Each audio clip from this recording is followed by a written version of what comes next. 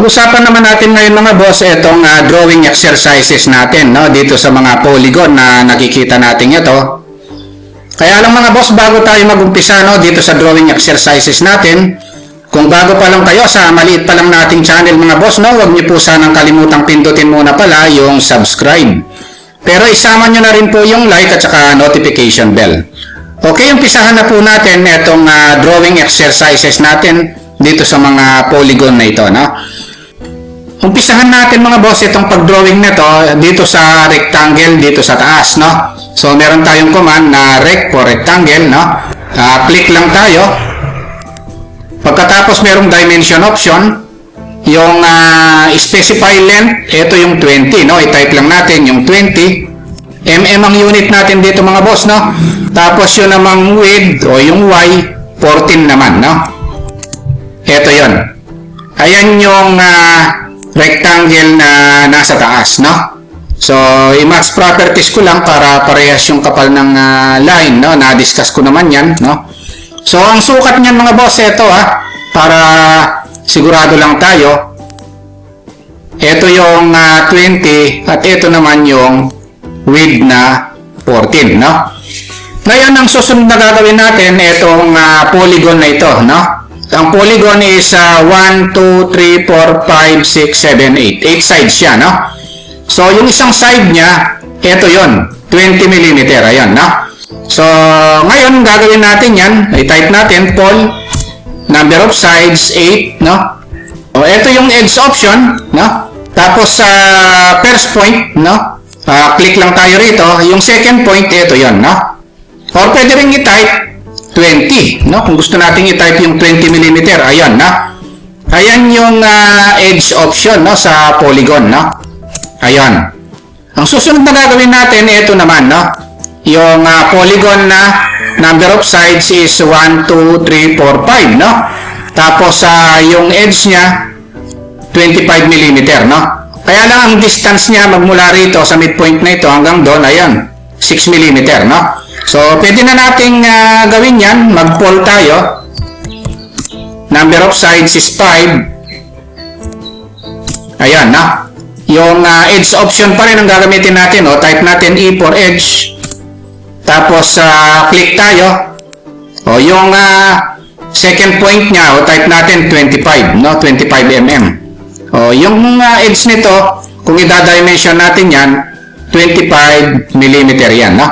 Kaya lang ang distance nito magmula rito hanggang doon nakalagay 6 mm, no? So magla-line na lang tayo, no?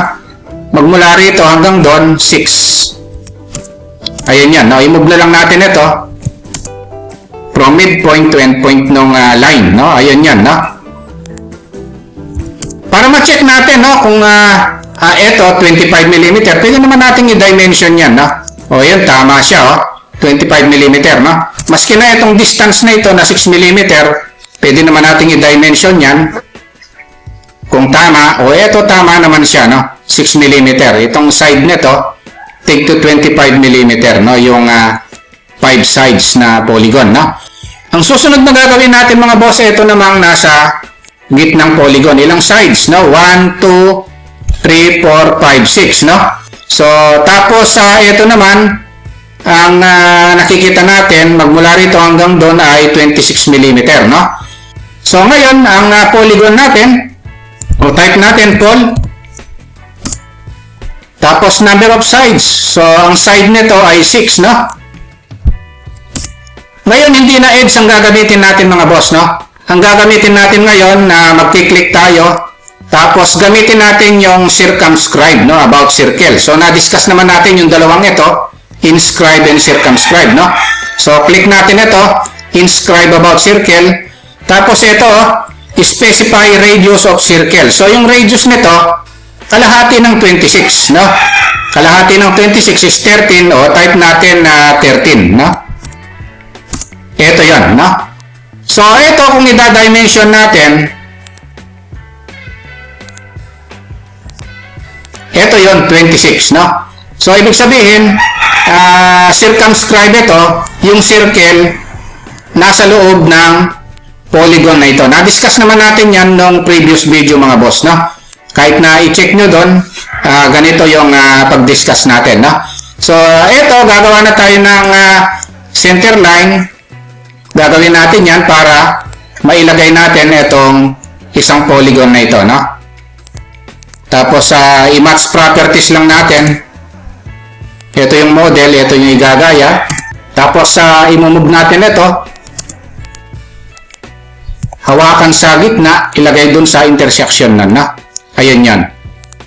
Ayan yung mga polygon natin, mga boss, no? Ito pala, i-adjust na lang natin ito. Ito yan, no?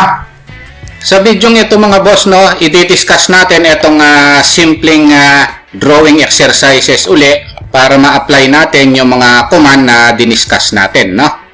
Okay, so subukan po natin i-drawing na ito.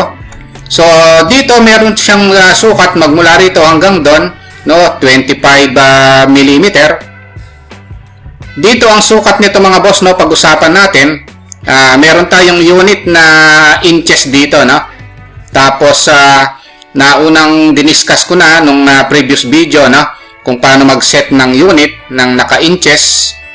Tapos paano mag-set ng dimension style, no. Sana panoorin niyo yung previous video na yun, mga boss, para hindi na ganong humaba yung pag-set ng unit sa drawing na ito, no? Basta itong drawing natin ito, naka-inches siya, no? Ngayon, itong mga sukat sa perimeter, pag-usapan muna natin. Dito, magmula rito hanggang dito, 25 inches yon. Tapos dito hanggang dito, meron siyang 70 inches, 25 uli rito. Pagdating dito, meron siyang along Y, 20 inches. Along X naman is 25 inches, no? Naka-pa-slant itong line na ito, na. Ngayon, ito naman, 25 inches. Pagdating dito sa sukat na ito, walang nakalagay, pero meron siyang length na, pero meron siyang diameter na 45 degrees, na.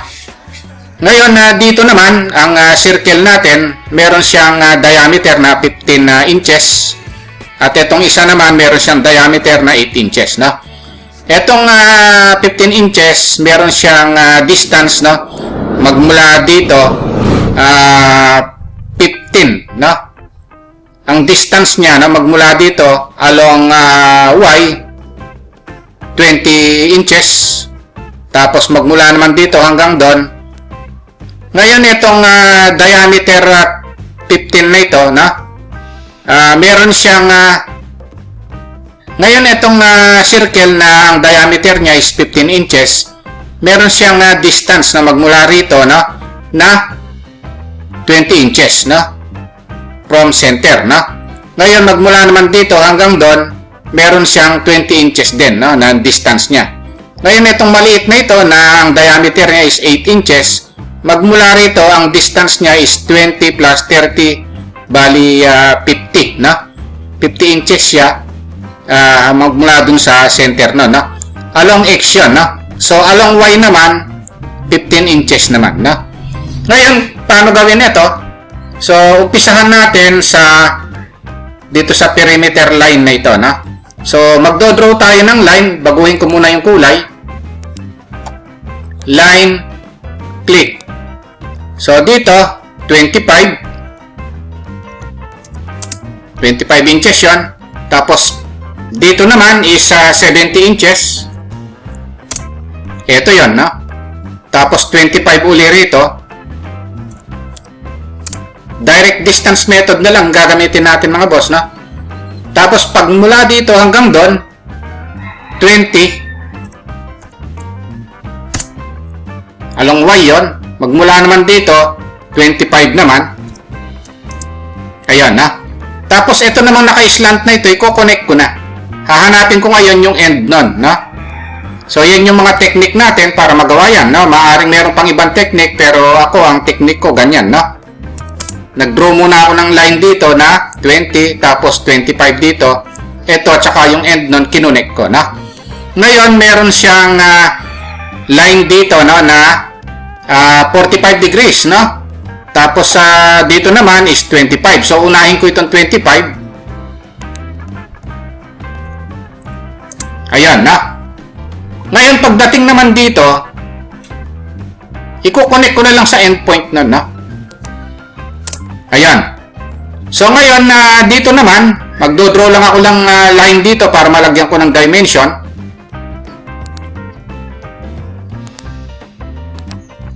Lagyan ko na ng dimension ito, angular, no? Para makita natin na 45 degrees siya, no? Ito yon, no?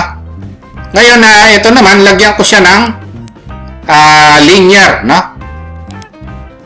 Ito yung linear dimensioning. Ito lumalabas na 25 naman siya, no? Ngayon, magmula rito hanggang dito, ito siya, 25 din naman, no? Tapos magmula rito hanggang doon, 20 siya. Magmula rito naman hanggang dito, 25 siya, no? So, magmula rito hanggang dito, 70 ito, no? Tapos magmula naman dito hanggang doon, 25. So, ibig sabihin, itong ginawa nating perimeter na ito, tama, no? Kasi pumarehas yung dimension niya, no? Ngayon, yung mga circle sa loob, ano ba yung technique natin dito, no?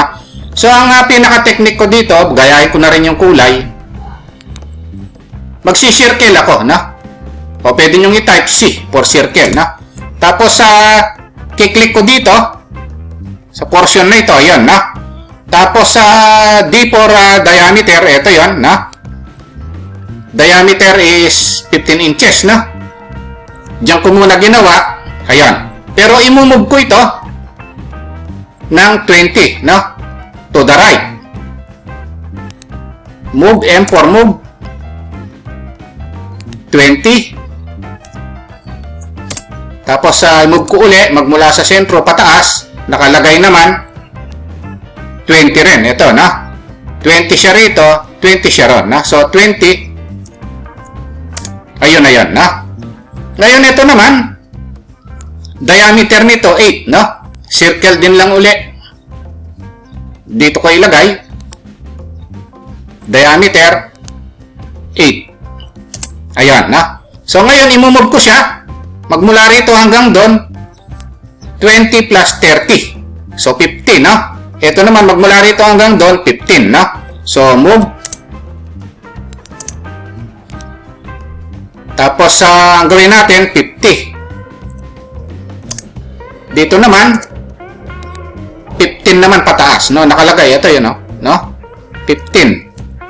Ayun. So, ayun yung pag-move natin, no? Ngayon, lagyan na lang natin ng center line, no? So, para malagyan ng center line yan, meron tayo dito sa annotate. Ito yon, no? Center mark. Ayan yan, no? Ngayon, lagyan na natin ng dimension. Unahin ko na yung diameter, no? So, yung diameter niya, punta uli ako sa home. Yung diameter niya, punta uli ako sa home. Hanapin ko rito yung diameter, no? Ayan, no?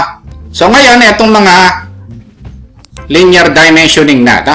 So, magmula naman dito sa end nito, sa center, ito yung sinasabi niyang 20, no? 20 rin naman magmula rito sa center. Ito rin naman yan, no? Yung 20. Ayan, no? Ngayon, ito naman, magmula rito hanggang dito, 30 yon, no? Ito yon. Tapos, magmula naman dito, sa baba, hanggang dito naman sa center, 15 yan, no?